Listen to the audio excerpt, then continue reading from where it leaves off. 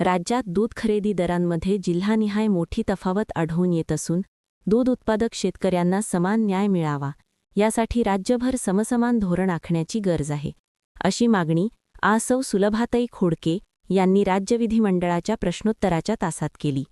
राज्याच्या अर्थसंकल्पीय अधिवेशनाच्या दुसऱ्या दिवशी दूध उत्पादक शेतकऱ्यांच्या प्रश्नावर चर्चा करताना त्यांनी सांगितले की आंतरराष्ट्रीय बाजारपेठेत दूध व दुग्धजन्य पदार्थांच्या मागणीत वाढ झाल्यामुळे यंदा दुधाला चांगला भाव मिळत आहे. शासनाने 25 रुपयांवरून 35 ते 38 रुपये दरवाढ केली, तसेच अनुदान वितरण केल्याबद्दल त्यांनी शासनाचे अभिनंदनही केले. मात्र प्रत्येक जिल्ह्यात दूध खरेदीचे दर वेगवेगळे असल्याने शेतकऱ्यांमध्ये नाराजी आहे. चारा, खाद्य, पाणी व मजुरी खर्च वाढत असताना अनेक शेतकरी पूरक व्यवसाय म्हणून दुग्ध व्यवसायाकडे वळत आहेत.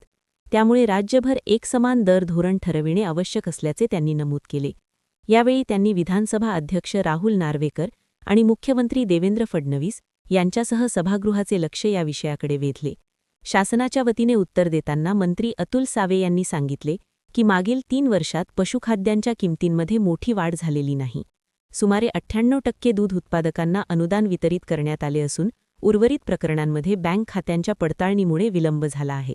दरांतील फरकाबाबत त्यांनी स्पष्ट केले की पूर्वी शासन दर निश्चित करत होते, मात्र सध्या संबंधित जिल्ह्यातील दूध संघांना दर ठरविण्याचे अधिकार देण्यात आले आहेत.